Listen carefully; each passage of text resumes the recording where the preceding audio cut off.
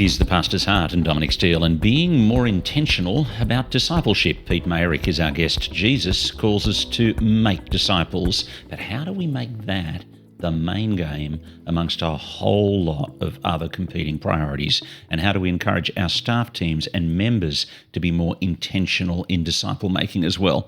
Disciple making is entering into relationships to help people trust and follow Jesus the whole journey from conversion through maturing to multiplication.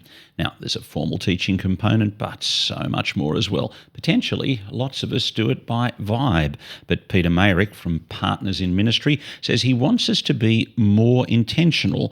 And how can we do that? So we're going to come to that in a moment. But Peter, is somebody who meets with 40 senior pastors on a month, 6-week cycle, you encourage pastors and you've got a heart for pastors, I do. And seeing us lead healthy lives spiritually. Yeah.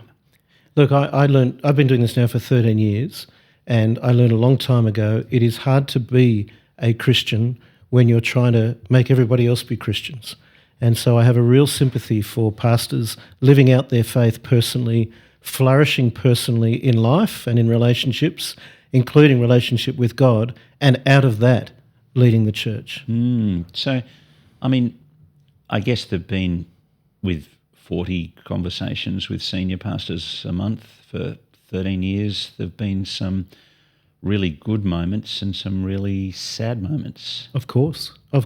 And some of it's personal, as in personally causation, and others are just the attacks and the barbs of what goes on in church. And we all know sheep bite, we know goats kick, and it's a hard role to be a church leader. Without breaking confidentiality, have you noticed patterns? Yeah, and Grant Bickerton noticed this when he looked at burnout, that when we leave our spiritual formation, which is code for when we leave devotions, that's when we find ourselves exposed in many ways to being de-energized. When we leave devotions. When we get so busy that we lift off doing our regular devotions or our regular spiritual input, our devotions, our reading the Word, praying to God for ourselves, there's a consequential movement that he showed towards burnout or being de-energized. And have you seen that happen amongst the guys you talk to? A lot. It's very, very common. It's vocational Christianity means that we have rhythms in our life, and sometimes those rhythms get so big that we drop our personhood, we drop what we should be doing. And that might start with our relationship with God, but we all know sometimes it means compromising our relationships at home, our spouses, our other relationships, which is not healthy. And so that means pastors are not leading out of a healthy environment. How have you helped people to turn that around? So a constant question for us, and this is what we train when we train people in coaching, is the three Gs. It starts with how are you going? And so I'll ask a pastor to give me permission to ask questions about life, going in relationships, going personally. It might be physical fitness and things like that. Often we talk about holidays and things like that. But the second of the G, how we're going, how are you growing? So just in case we didn't cover it there, how are you going in your faith? What's God teaching you at the moment? Which is code for starting to uncover, are you reading the Bible for yourself? We're all reading the Bible if we're in vocational ministry. We're preparing sermons, we're preparing talks. But are you personally sitting under God's word? And are you in prayer yourself with God? And it's amazing how easy it is in vocational ministry, we all know that, to just do what we need to do and say, well, I'm in the Bible, rather than sitting under it. And many pastors tell me, my sermon prep is not personal, it's preparing a talk. And some aren't, by the way. Some people are doing personal prep as they preach as well. And I imagine this has actually helped if you're asking all these pastors, you've actually got to make sure your own house is in order in this. Any question I ask is the person I'm with is welcome to ask it back. So how's your personal Bible reading? My personal Bible reading, well, it's interesting. I've just come through a period where it's been pretty low. I had a really busy September, and I decided, right, I'm going to get back into Acts, and I've loved being back in Acts. So right now, I'm actually pleased that you asked the question. A month ago, in the middle of a whole bunch of meetings, I was struggling for devotion. An early start, out, late night, I'm tired, and that's part of a pastor's life too. Yeah. Discipleship, intentional discipleship. What do you mean by that? I mean by that, if I was doing training in any organisation on culture or on vision and mission, what you'll find is that every organisation, people start to fall in love with their strategy rather than their purpose, or their strategies or what they're doing rather than their vision of where they'd like to be. And in church, it's no different. We say we want to make disciples, and we do these things to help to make disciples. And what we find is that what we do is we live out those things. So, for example, one of the core things we do in church is run a church meeting. We run a service, a gathering. It's not hard to make part of what I do about running a good gathering, rather than running a good gathering that helps people to grow in their love for Jesus. It's that next piece. What's the difference between those two things? Because if my purpose is good gathering, I'll be measuring it according to how people interpret good. So it might become a good gathering that people want to come to, a gathering that's impressive, a gathering that runs on time. And they all might be important things.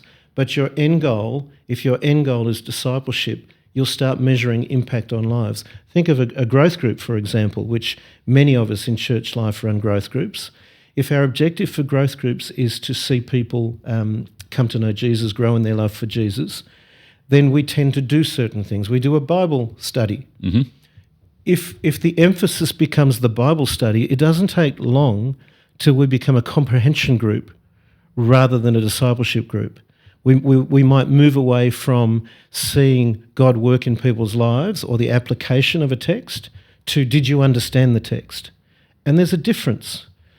We want to understand the Scriptures, but we want to understand the Scriptures so that lives may be changed. So if I'm hearing you right, you're saying sometimes our strategic thinking can actually get in the way of the actual purpose of disciple making. Because we fall out of focus. We generally want to encourage people to be more strategic, but you're saying there's a danger at the other end. It's the job of a leader to keep people focused on the objective, on the purpose, and for have people to understand this strategy, this group, this meeting, whatever it is, exists so that what's the end result? And we need to remind people of that constantly. And so part of leadership in any organisation is to keep people anchored onto, this is why we're doing it. I was coaching a guy in the US this morning, and they've had an offer to have a new building, to get access to a new building. And it's a lovely new building, and it's a great change. And I said, make sure as you assess this that it fits in with your purpose of making disciples of Jesus. Because there will be reasons for wanting to go to this new building, which are really good reasons, but if they don't align with the purpose of discipleship, you could go and move into a new building and actually impair the end objective. How might that happen? We could move into the building because it's more attractive to the city, or it's more attractive to our people, or it's more comfortable, or it's more this or that. They sound like things that would help. They may well help, as long as they don't get in the way of, here's what we're here for. Mm-hmm. And typically they will help, but it's not hard to just lose sight of the main goal. Drift into something. Yeah. Okay. How church culture and discipleship and staff culture and discipleship. Let's do staff first. Yeah. Well, culture I think is key, because that's what we want to be building, is a culture where people are wanting to be and ascribing to be disciples of our Lord Jesus. Culture is something, what's his name? Drucker was given credit for saying culture eats strategy for breakfast. Every day. But culture is the way we do things. It's the reason why boys and girls in school will do things they know are wrong, because acceptance in the group is more important than doing right. Mm-hmm. In church, it's no different. Culture drives the way we do things. And if you change culture very, very slowly. It's a significant challenge to change culture. In fact, if you're working against culture, you need to know that, because you really are doing something that's not easy to do. Culture is formed by a number of things, and one of the things that I love about culture is it's copied. So leaders will set culture by the way they do things. And if you think about culture and the influence of culture, the actions, the behaviours, the things we do are extremely important. Leadership is all about followership. Effective leaders have people following them. What are they following? They're following what you do. So a leadership team that is not modelling a culture of discipleship really has very little hope of impacting others into such a culture. So we need to have a focus on those we lead. Are they disciples? Are they living as disciples? Do they understand that's what we aspire for?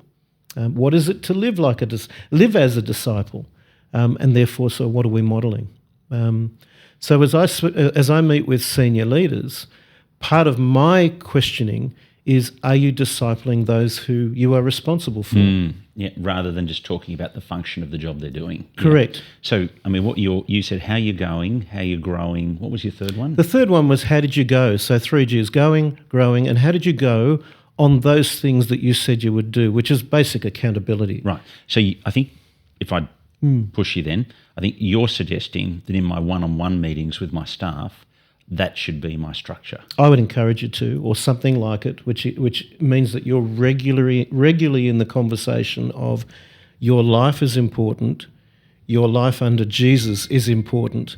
How's that going? And whereas the temptation is for me to ask, how did you go? Correct. Rather than correct. How are you going? How are you growing? And that's the same for me. When I meet with a pastor, the first thing he wants to tell me is, hey, did you know I did this? Yeah. And you go, hang on. And sometimes I'm good and I say, hang on, let's start with you. And other times I get to the end of the meeting and I never asked you, Dominic, how are you going? Right, okay. Now, when you coach a senior minister, you're not in line management. No. Whereas when a senior minister is talking to their staff team, they're in yes. their staff team as individuals. They're yes. in line management. How does it work with those questions? Are they too intrusive to ask for somebody I'm employing or not? I don't think so, and I think it works in both environments. When I'm coaching, when I'm supervising a pastor, I'm in their environment. Mm-hmm. It is their environment. So I need permission to ask these questions. If I'm in line management, I don't want to be seen as brutal and exploring where I shouldn't explore, so I need permission. So what typically I would say is, hey, look, here's what I've been taught, how you're going and how you're growing. My understanding of what this intends to do is to have a conversation about your life. Now, you're in charge with your life. What would be okay if I ask, for me to ask? And I would typically say, some people say would say it's helpful to ask how their marriage is or their key relationships. Could I ask you what's important to you? And some people will say, well, you hold me accountable to my exercise. And then in growing, look, you and I both know your faith is pivotal to this place. Mm-hmm. Would you be okay if I asked you how you're growing? How's your relationship with Jesus? One of the questions I typically would say, is it okay to ask you what God's teaching you from his word? I think that conversation is helpful with a staff member too. You have to put it out there. Listen, in no way do I want to be invasive, but the reason for doing this is my understanding is is to encourage you as a disciple. Is that okay? And then that gives me a structure for my staff to ask with all of the people, the team leaders, the community group leaders, how you're going, how you're growing, how did you go? Yes. Yeah. And so I work with a particular church here in Sydney where I trained the staff team on the methodology of coaching and in delegation. And then they had me train every leader in the church, growth group leaders, welcoming team leaders, etc. What that does is to create a mutual expectation of this is what good support looks like, this is what good coaching looks like. Mm-hmm. And of course, as I train this is part of discipleship, is caring about a person and how they're going, both in personhood and in under God. that was culture forming for that church. The other thing I want to say about culture is sometimes we think if we don't get 100% buy-in, we're not successful. I don't work like that at all. You know the theory of tipping point. Mm-hmm. You know, if you get 10 to 16% of people shifting, that starts to shift a culture. And so if I run a workshop with a group of people, say a group of small group leaders, Mm-hmm. and only a third of them decide to start implementing something, well, that's about 20% of the church covered. Mm-hmm. That starts to create a significant shift in momentum, which I'm stoked to see. Actions and words. Yeah, good call. So typically, if I was to just boil down how I see culture, culture is really the expression of our deeply formed values, and there are three main broad tools for shifting culture. The number one thing is actions. The middle one that I would put there is the words, the things we say. And the third one that I would highlight are the things we do, the systems, the structures we create. So meeting on a Sunday is a structural thing that reinforces we meet together. We think that's important, or midweek meetings. I think the Apostle Paul got it entirely right when he said imitate. That's a win for him. That's you see, I'm glad you said that. Imitate me as I imitate Christ. Yeah. He knew people were copying him. And as you go through the scriptures, there's actually quite a bit about imitation or be a good example and things like that, because people often don't know what it looks like, but they will copy. But the words are essential because people need to understand why. People need to understand why are you doing that, Dominic? Why are you reading the word? And we will, if you leave it open to me to interpret why you're doing what you're doing, I could come up with a bunch of interpretations. No, explain to me. I'm sitting in devotion and I'm encouraging you in devotion because this is a really important thing to do to understand God, to understand what it is to be a follower of Jesus, whatever language you put to that. But the why is very important. Now, here's where the collision comes, by the way. When we say something, because it's much easier to say something from a pulpit and then not match it. We call that hypocrisy. And that causes an extraordinary collision in culture. And so we want to do what we say, right? In business, there's a very, very common parable that lives out, or behaviour that lives out. The senior executive will stand in front of people and say, people are our most important asset. People are our most important asset. We love people, and so we want to care for people. And most people in the organisation will say, isn't he a great boss? Isn't she a great boss? I love the fact that we love people. When that person works with their direct reports and all they do is care about task, their words are different to their actions. But what starts to happen is those people notice, well, I'm going to copy what the boss does. And it filters down. And they filter down. And they say, people are our most important asset. And people say, wow, isn't Peter a great guy? People are our most important asset. But what Peter now does is what the boss does. When he meets with people, people are not our most important asset. The task of doing is more important. And that's what percolates through into culture. Now, people can break it, but that's what percolates. And it's the same in ministry. When I say love one another, because Jesus commanded it, and yet I'm a man without love, that's what those who choose to follow me will do. They'll say the good things, but they will give themselves a leave pass on the behaviour, and so you won't create the culture. Okay, give me some examples of where a senior minister has decided, I want to change the culture of my church and I want to start with me. Yeah, so I think that's a great place to start. I've seen a number of people do this and do it really, really well. When it starts with me, who are those people, Dominic, in your life that you need to be the discipler of? And they probably will start with staff, but probably something at home. I think the number one thing to recognise, so when I first started 13 years ago, I would say, Dominic, what does discipleship look like? And typically a minister gave me a very, very rich view of one-to-one discipleship. I said, man, that's fantastic. And who do you do that with? I haven't got time. And they would say, none.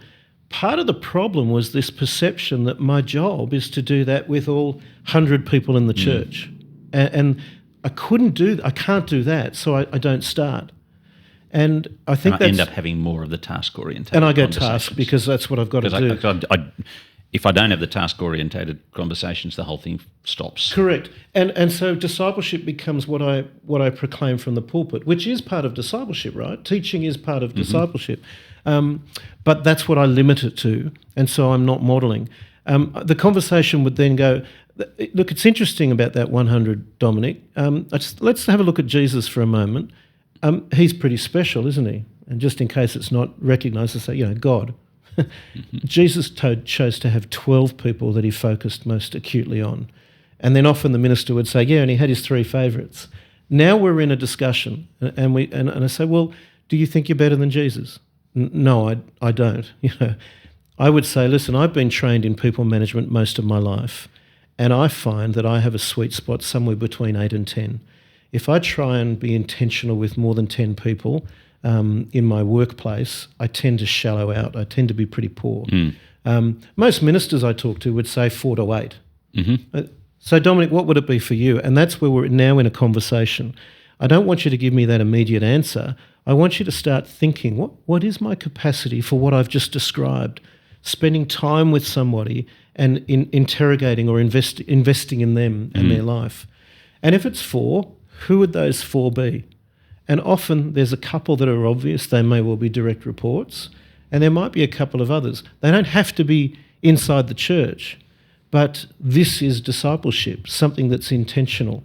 Then meet with those 2 people, and as you say, the expectation is they would do similar with other people.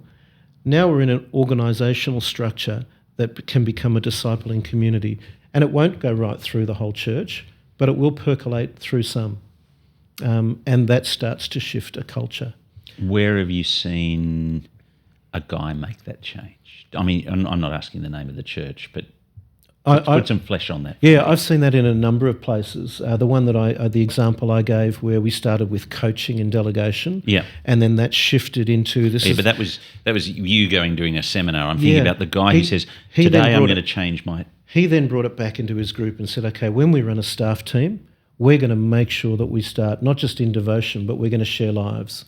When I meet with you personally, I'm going to meet with you personally and start to ask you questions about life. And that then starts to percolate. And by the way, I expect that of you. So I've seen that in a number of churches, large churches and small churches. Is your sense, as you meet up with these 40-odd guys, that most senior ministers are discipling in the way you've described it, their staff team, their assistant ministers? No. Okay. Most assistant ministers... and yet you want us to? I think you should. I think if you want to create a culture that is what you proclaim... What's stopping it? I think intentionality, making it the focus. So... Because the task has become the focus.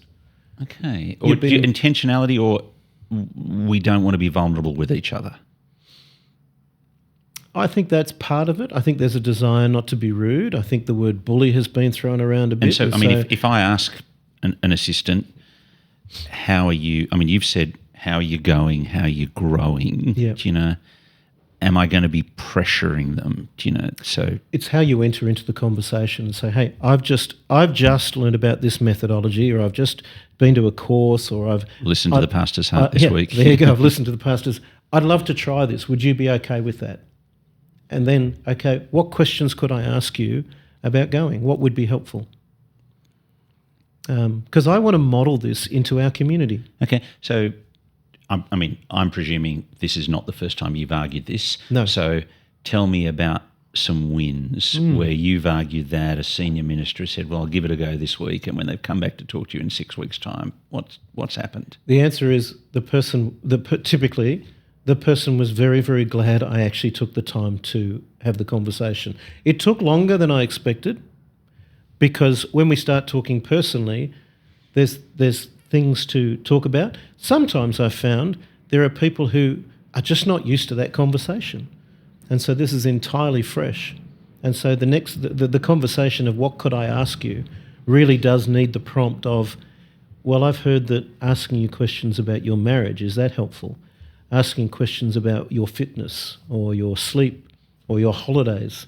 So often it needs examples, and I've seen that a few times, particularly with men. As you say that, I don't think I've asked my female staff. I think I've made a deliberate decision not to ask my female staff questions about their marriage. In that I do want their marriages to flourish, but how will I say this? I'm aware that I'm a significant figure in their life, and I'm not particularly thinking about my current staff. I'm thinking about women over 20 years, and I'm thinking I'm a significant Christian leader in their life. I have the potential to undermine their husband by being more focused on the gospel, focused on the priorities of the gospel than their husband might be, or something like that. And so if I'm going to talk to them about deep personal things, I actually want to talk to them in the presence of their husband, not in that weekly kind of meeting. Give me... I think there's a wisdom piece here as to what is wise and what is unwise. And this is why I think you need to open it up, whether it's a male or a female, open it up to this is your conversation and your life, what would be helpful. Mm-hmm. And I think what you've just said is very important for someone to hear. I don't want to walk on that sort of turf that would cause problems. This is a vulnerability step for a person, for them, but it's also a vulnerability step for yourself, because you're now entering into a more vulnerable conversation. What would be appropriate for this person? And it's their life. Do you agree with what I just said about the... fully. I do understand. And so, I'm imagining you've talked to ministers who've kind of, I feel like, pushed too hard in a conversation or not pushed hard enough in a conversation. It's usually not pushed hard enough. When you open up the conversation and are very careful to let them own what ground you walk on, it has typically been fine. It has typically been okay. Where people have made mistakes is where they push into it and say, this is what we're going to cover. But most ministers have the sensibility to understand that's not the way to go. Right. Okay. Because they're professional counsellors in most cases as a senior pastor. When you talk about organisational discipleship, you talk about modelling, teaching, assessing and overseeing. What do you mean there? If you think about any organisation, there's an expectation of what should be achieved. So that's a proclamation, and preaching is part of that proclamation, as this is what we should be ascribing to, this is what good looks like. The teaching should include examples of what that looks like. That might also lead to recognise that if the examples always come from a minister's life, you need to recognise that some people won't be able to relate to those examples. Like when I was at theological college, kind of. Correct. Yeah. Or even the fact that you've got time set aside to be discipling, or elevating the example of those in the workforce. Hey, Bob, you're working in a busy workforce. What does it look like to be a Christian in that? So those examples and those stories are powerful. So testimonials and interviews are very helpful. That's part of the proclamation and the example. There's the percolation of expecting people to do it and seeing that it's done. Then there's, as you say, the assessing, the evaluation. If we were a discipling culture, what would we expect to see more of? What would we expect to be able to measure? And that's where you start to go into assessment. I love the National Church Life Survey. I think that church life surveys are really helpful, because what you're measuring is you want to measure the fruit of discipleship. That's what you're going to measure. You can measure the inputs as well. We know that people who are likely to be growing in their faith are probably reading the Bible 4 or more times a week. There's great studies that show that that's a good input measure. We can measure that in an NCLS. We know that people who are growing in their faith are more likely to be inviting. They're twice as likely to be inviting. They're 4 times as likely to be looking for opportunities to share their faith. So we can measure those things. So a church life survey is a great thing for that sort of stuff. But we can also just ask people, like growth group leaders, to ask questions about those things. So assessing The evaluation is a core thing to get an understanding of how are we going organisationally. And I think that's a key part of a leader's job, is to be testing and assessing outputs, if you like, and inputs. Does that answer the question? Yeah, it's good. Yeah. I think that we are reluctant to measure those things because we sometimes think, how on earth could you measure them? We have the tools that enable us to measure them. So do you think as you look at the National Church Life Survey, I think you would like us as ministers to spend more time reflecting on what our last results were rather than just spend half an hour and then move on. I'd like us to be looking at them and saying, okay, that's the outcome, that's the result, that's the measure. Why is it so? I sound like Arthur Summer Miller, don't I? Why is it that is the case? And I'd love people to join the dots and come back to recognise that so discipleship is not a transactional thing. I ask you to invite people. People will invite. But typically, the core of discipleship is being a disciple. It's a heart that wants to live for Jesus. And therefore, it's not surprising that people who are growing in their faith are more likely to do those things and to do that more naturally rather than because the pastor asked me. The pastor does need to equip and train so that I have the confidence to do so. But all of these acts are best an outworking of faith, are they not? Thanks for coming in. Thank you, brother. It's great, my pleasure. My guest on the Pastor's Heart, Pete Mayrick, and he's from Partners in Ministry. This has been the Pastor's Heart. My name's Dominic Steele. We'll look forward to your company next Tuesday afternoon.